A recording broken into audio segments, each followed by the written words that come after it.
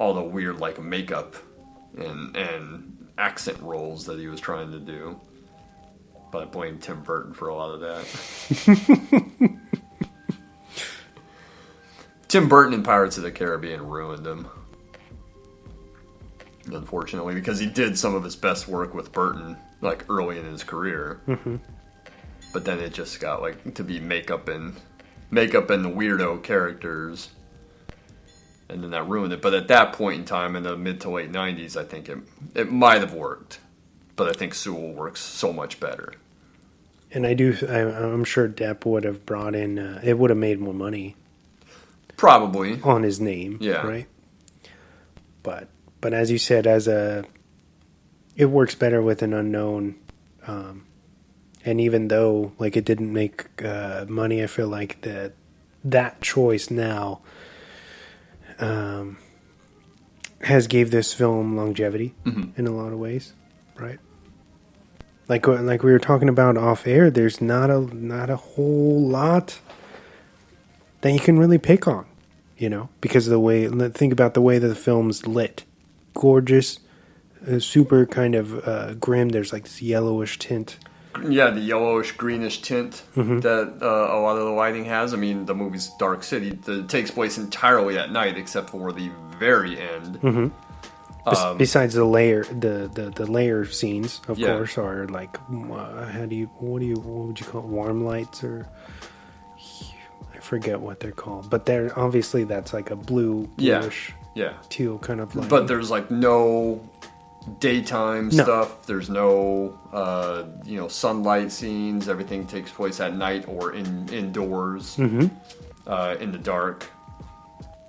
But yeah, the lighting is great. Again, that's a very film noir thing. A lot of the harsher light, more shadows. But my point of bringing up the lighting is that there is some CGI in this. I feel, in my opinion, it's used very sparsely, so you can be forgiven. And the way that the film is lit, you can't really critique. It hides a lot of that. You can't critique the CGI. It looks fine. You're just like... It looks fine. It's very late 90s CGI when you do see it, but like you said, there's not a lot, and the lighting does a lot to hide it. Mm-hmm.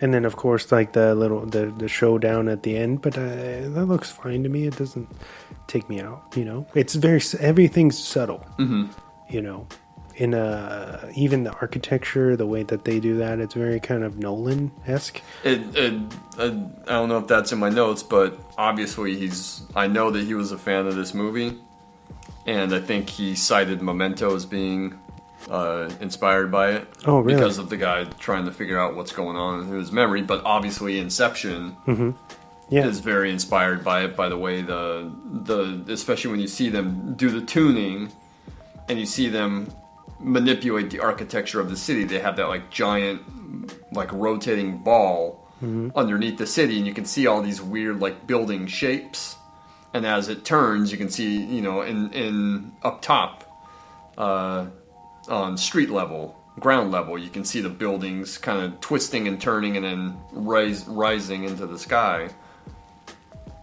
and that's very Inception.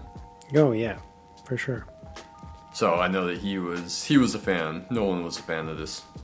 I have notes, but I only have 3 pages of notes this time. Maybe 2.5. That's all right. But yeah, Nolan's a fan. Obviously, there's a lot of Metropolis look to the film, and we talked about Nosferatu kind of being designed for the strangers. Yeah, they have that look to them. What is do you got your boy Roger Ebert? I do. In your notes, in my notes for sure. And loved this movie. Huge champion of this movie. I think this was the best movie of 1998 on his list. He even did a commentary track. Yep. Let's see. Where's my Ebert notes? Yeah. You mentioned like it kind of had like some mixed critical Excuse me. But Ebert, huge fan of this, said it was a great visionary achievement, said it was a film so original and exciting, it stirred his imagination like Metropolis and 2001: A Space Odyssey. Tops his list of the best films of 1998, and he famously did a commentary track for the movie. So surprising, because it seems like when we talk about a really solid flick, he's kind of got the opposite opinion. Going back to just read his review on Fight Club. Yeah. Which would be a year later. Holy shit. What? But Fight Club had that problem where a lot of critics really fucking hated it. And then maybe Ebert did it. He had a tendency to do it where he kind of went back and rewatched it and reevaluated it, a decade later or so, and changes his opinion. But yeah, it's funny, the stuff that he really disliked and then the stuff that he liked. Yeah, something that's like really like batshit crazy like this. He's all, yeah, fuck yeah. I know that when he first conceived it, Proyas kind of had the story from the perspective of Bumstead, from Detective Bumstead, which is William Hurt's character. Mm-hmm. Kind of going crazy trying to solve this case and just not being able to. Like, nothing makes sense. So he would go crazy, but he shifts the focus to this other character, which I think is a better drop point for the audience. There is... Especially in the director's cut, there's an emphasis on Hurt's character more than the theatrical. That's another difference, is that you flesh him out a bit more, or you get to know him as a viewer, and they do put like that he is realizing that none of this stuff is making sense. Well, he also has what's the other detective's name? But yeah, they have the other detective, Walensky, that's knows something is up and is, acting crazy, and everyone else thinks he's crazy, and he's got, all the drawings in his office. And then when Bumstead visits him at his house, his whole room is filled with drawings and papers and everything, because he knows something's up, something's not right. He mentions, you can't get out of the city. Like, he doesn't say rats in the maze, but like we're trapped. Like, it's some crazy experiment. He knows he's on to what's going on, but he just sounds like a crazy person because it doesn't make sense. They're manipulating our memories, and I'm someone today in this life. I could be someone else tomorrow. They change who we are. Like, he's basically that character of the detective going crazy. And nothing makes sense. He says, but I figured it out, right? On the train, on the platform? Yeah, when he's on the train platform, when Sewell's trying to get to Shell Beach, which no one can tell him how to get there. Everyone's like, oh yeah, I know how to get there, but when he says, how, give me directions to get there. They can't do it. They can't do it. The cab driver does that, and Bumstead does it when he's in the interrogation room. And yeah, he's trying to get to Shell Beach, and he's trying to use the train. Everyone keeps telling him to use the express, but it seems like the express train just doesn't stop anywhere. And he even referenced, because it just flies by. Yeah. And he asks one of the conductors or something, hey, why didn't this train stop? And it clearly says Shell Beach on the front. Yeah. And the conductor looks back and he goes, oh, because that's the express. It's like everything is manipulated. Mm-hmm. But yeah, he runs into Walensky on the train platform. And he basically is telling him, what he's discovered.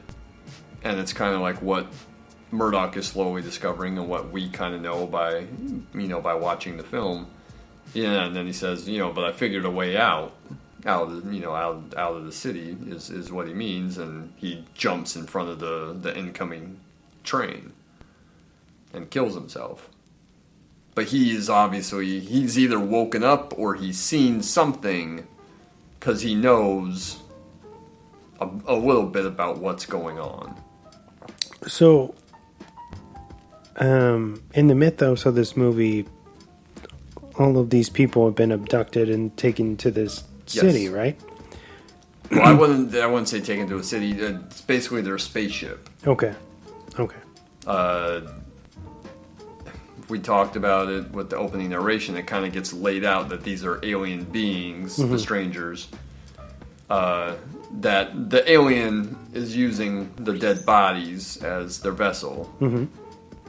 But they're not really humanoid looking. They're kind of they almost look like a facehugger from Aliens when the one crawls out of the guy's head when he gets the top cut off by the Shell Beach billboard. Yep. So that's what gets laid out in the theatrical cut narration. But even when Sutherland, which we haven't really talked about yet, even when he's telling them what's going on in the boat ride on the canal when they're trying to get to the edge of the city, he doesn't specifically mention aliens. He just says, we've kind of been taken and now we're in this experiment. And, they're doing this because they're dying out. They're going extinct. Yeah, they're going extinct. They think that they can prolong their life by learning what makes humans. Their soul, how they think, how they figure stuff out. They think that they're able to prolong their life if they can learn all these secrets. And they think that they can learn all these secrets by switching up the memories, by manipulating the city and changing things every single night. And then, of course, Sutherland's character is brought in by them to make this a reality. Right? Yeah. For him to he harvests the memories and is kind of like their way in, essentially, where he does all the kind of dirty work for them, right? He's so good in this. He's really good. Chewing up the scenery. Having a good time playing this kind of weird. He's the only one with really this kind of that weird like stall in his dialect that he doesn't obviously have in real life. It's so good. He's kind of like out of breath all the time. And he's got like you can see it in his little bit of a flashback that you get that I guess they really beat him up and everything, and that's kind of why he's like got the weird eye. Oh yeah, like the scar over his eye and everything. They kind of forced him to do these experiments on the human populace, and he doesn't like it. It's kind of like, I have to be in this, or else I'm gonna die. Yeah, I feel like you see him as a villain for a while, and then you slowly see that he's just trying to survive, and he's trying to, you don't know whether you can trust him for a lot of the time, but he's just trying to kind of join forces with Sewell's character. Yeah, and at the end, before the showdown, he's supposed to extract or inject Sewell with the collective memories of the strangers, and instead he injects him with the manipulated memories, but he's inserted himself into it as kind of a way to say, this is how you can defeat them. And that was a really cool scene because you see him as like the ice cream man, you see him as the mailman, as a teacher, the fireman that saves him from the house because the house burned down. His childhood home burns down, and that's what kills his parents. You see him inserted in the memories, kind of giving him bits of information onto how he can defeat them. That's pretty rad. It's good. He's good. He's very good in it. He wasn't in it as much as I thought he was, from what I remembered. But he's probably the second most prominent character in the film. Yeah, like the story rests with him in a lot of ways. Not completely, obviously. I really like when he's in the it's like either a circular swimming pool or a spa, maybe a spa jacuzzi thing, and then was it Mr. Hand walks in, and then you just see fucking Sutherland's body posture drop. He's terrified. Yeah, great scene.